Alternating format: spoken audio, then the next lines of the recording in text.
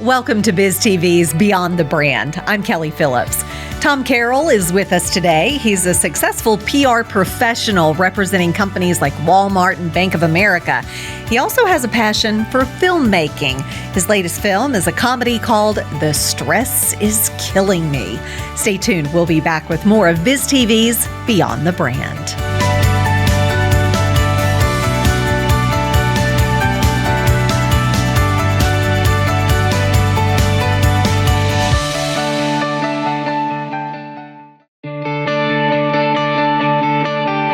The Stress is Killing Me is a comedy about 8 college friends who reunite for their 20th reunion at the University of New Mexico. Stuck in midlife ruts, they decide to chase their dream jobs, leading to a week of humor, self-discovery, and rekindled friendships. Please welcome writer and director Tom Carroll. And Tom, I've got to ask right off the bat, The Stress is Killing Me. That automatically jumps out at me because I think it speaks to so many of us. How did you come up with the title for this? Well, it's a great question. We started using it as a working title. And when people would say, what's the name of the movie? We would say, The Stress is Killing Me. And invariably, people would crack up and say, yes, that's my life story. So the title took on a life of its own, and we kept the title because it works. And, in this movie, it's really it's a comedy, but everybody says they're under a tremendous amount of stress. And this movie is a way to sort of comedically explore what that means. So you wrote this. Mm-hmm. Is this from your life experiences? Is some of it partially true? Not really.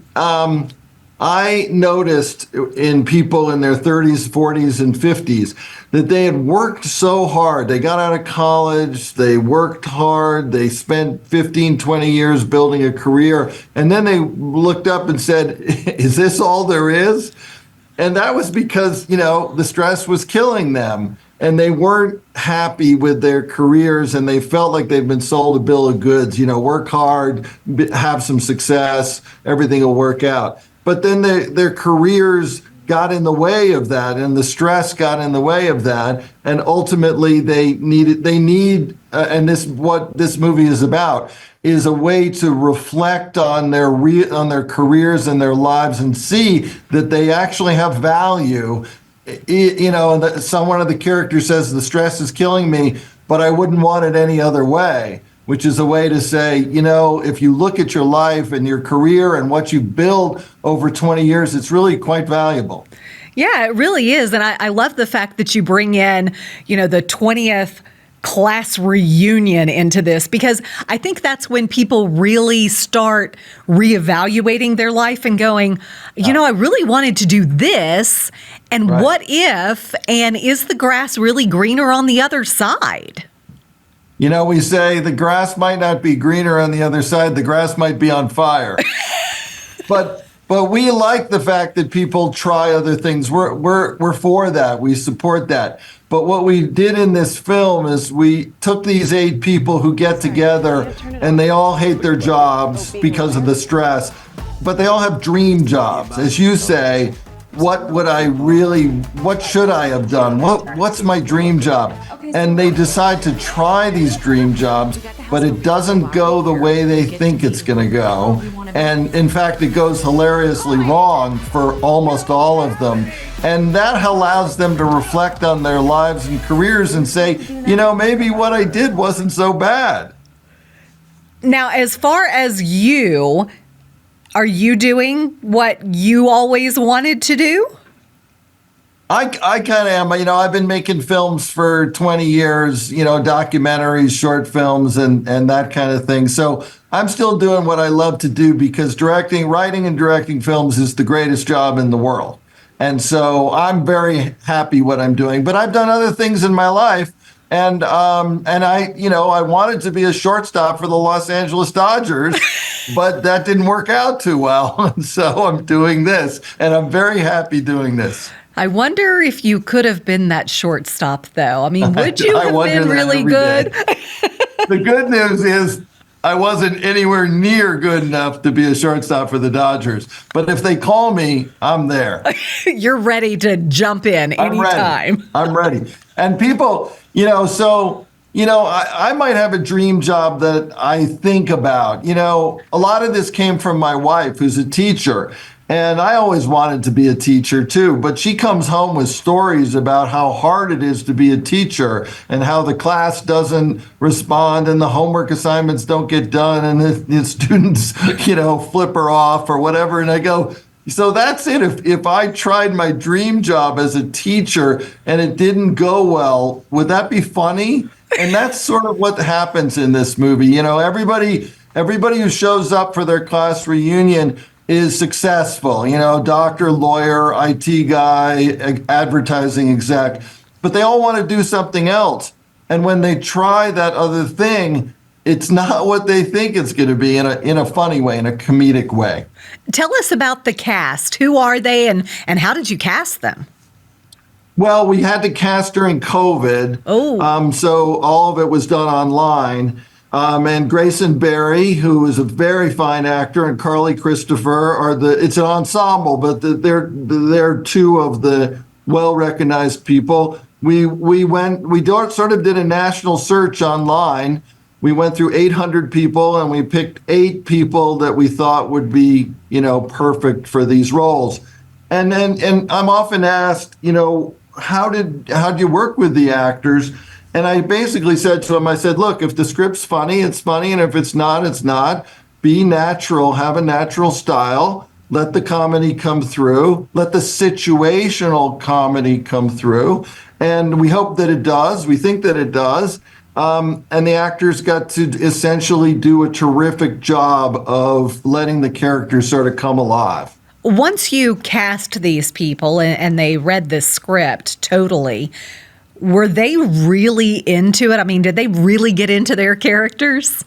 They did. I'll tell you a funny story. At the end, there's a scene at the end of the film where they're leaving. They've been together for a while, trying their new careers, and they leave. And we're shooting the scene, and I noticed that some of them are crying. And I said, are you crying? There's no crying in movie making. But when we said cut, they were all crying. I said, why are you crying? You didn't go to college together. But they bonded during this time because as an ensemble, they all had to come to the set every day for the whole shoot. And they got to know, we became like a big family. And they loved each other, and they're still great friends, and it worked really well that they connected so well. I've got to ask, because a lot of people don't understand that when you are putting together a movie, it's over a course of a long time. It's not put together overnight. So how long did it take you to put this thing together? 2.5 years. I started writing it almost two and a half years ago. On my summer vacation at the lake house, and I wrote the first draft in 10 days, and then I probably rewrote it 10 times after that. But the original idea of a group of people coming together and then trying their dream jobs was the start of it. And so it's a long process, the writing, then the casting, the pre-production, then the shooting itself, then the editing, then the distribution. It sort of goes on, but I love the process. So I'm very happy to do it. We had a premiere in Los Angeles a week or two ago, and the red carpet was there, the press was there, and it was just a wonderful experience for the cast to have that experience. And when does the film come out for everybody to be able to see it? It's out now, and you can see it on Apple TV or Amazon or a bunch of your cable or other platforms. Most of the platforms on most of them, but Apple TV and Amazon are the biggest. And you can also, if you want to see the trailer, you go to thestressiskillingme.com and you can see the trailer. What's been the response thus far? The response has been unbelievable. We're the little engine that could, because we're not a $200 million studio movie that spends $50 million on advertising. We're out talking to people like yourself, about the movie, and it's really catching on with people because it's a relatable comedy. It's a comedy, but a lot of comedies really have nothing to do with the life that you lead. This kind of sparks something in everyone who sees it. And those kind of movies kind of went away when the studios started doing big movies. And we're kind of trying to fill that void of the movies that are relatable to people. They can say, I can see myself in this situation. I have a dream job. I have things I've always wanted to do. The stress is killing me. And so it's the kind of movie that people really relate to and that hopefully find funny. Tom, we're out of time for this segment. We need to take a quick break. When we come back, can we talk more about this movie and you? I'd love to. All right. Thanks, Tom. We'll be right back.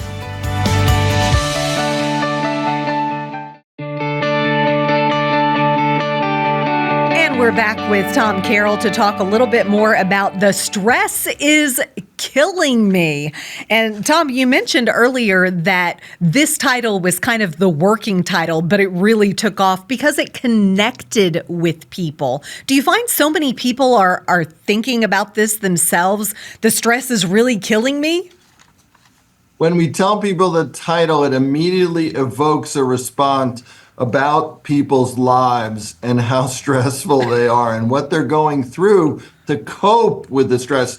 You know, a lot of people, when they get out of college and they start working, they don't realize kind of the stress that they're going to be under in their, personal lives, their work lives. We're dealing mostly with their work lives and their careers. But it's just overwhelming to people. And that's why they forget that the career they've worked so hard at for 20 years or whatever is so valuable to them, their families. They've achieved something, but the stress kind of gets in the way. So when people watch this movie, hopefully they'll see that there's a way to have an attitude adjustment about the film, about your life, because you see other people in that similar situation and you go, that could be me.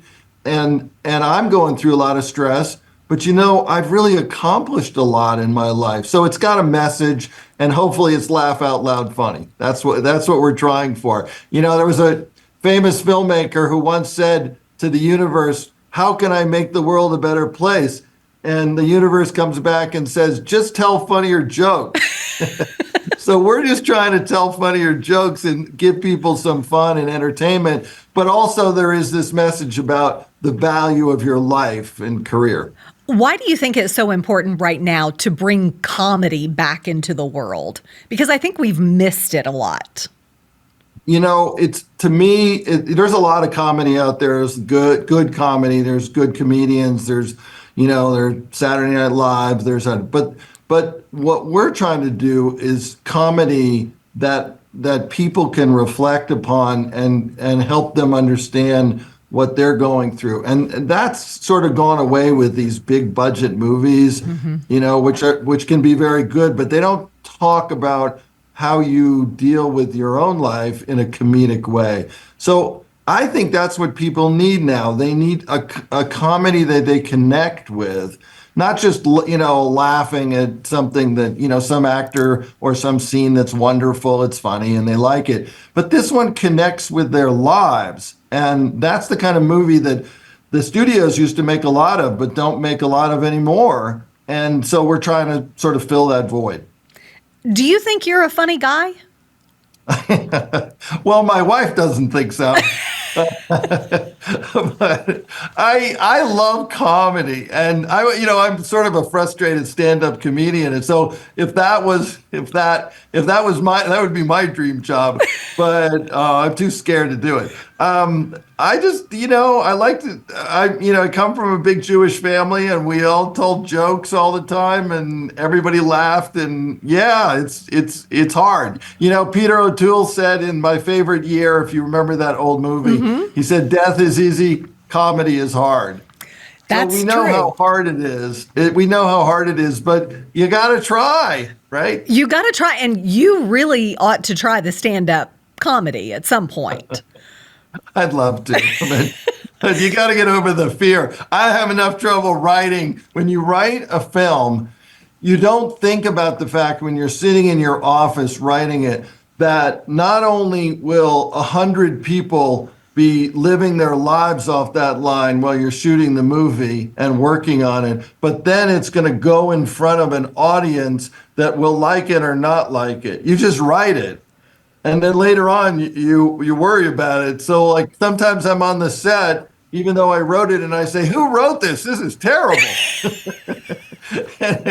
But I kind of have to bifurcate, right? You have to say, okay, I'm a writer and now I'm a director. And when I'm directing, I'm directing.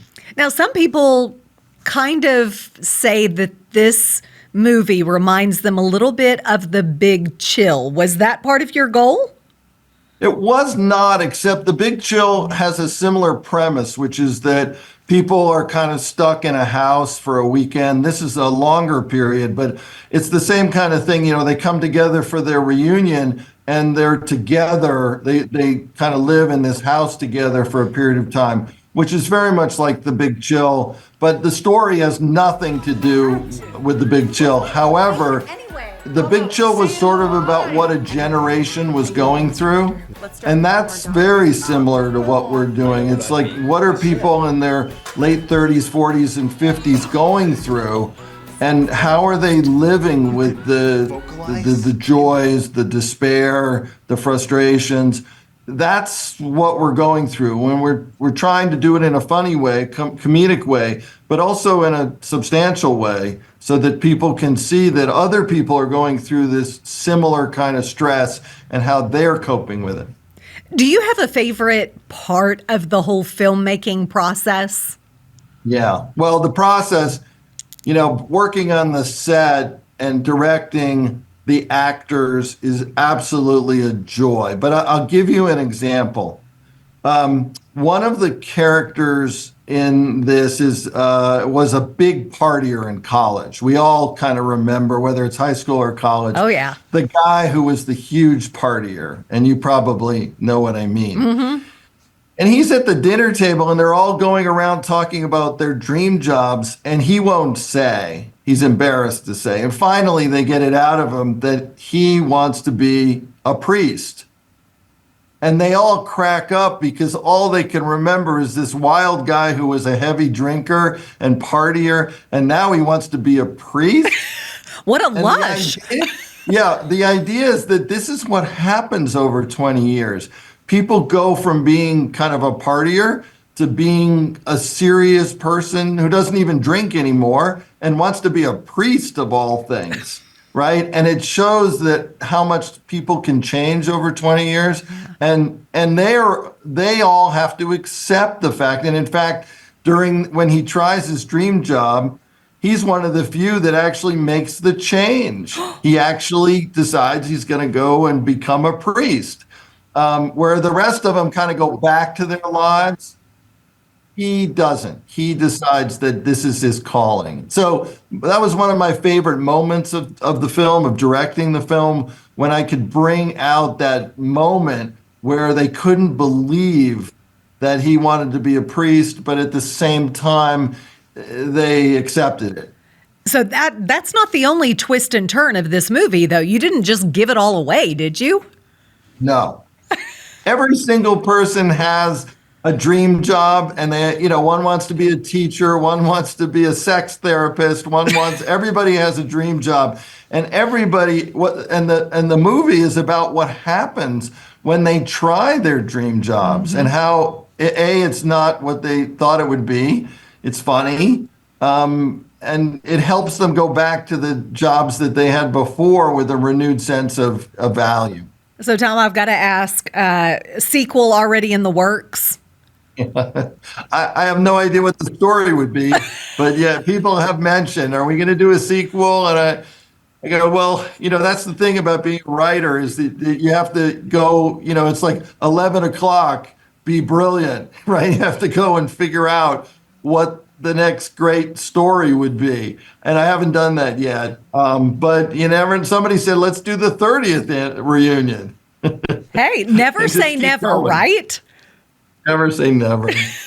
So you have no idea what's on the horizon for Tom Carroll.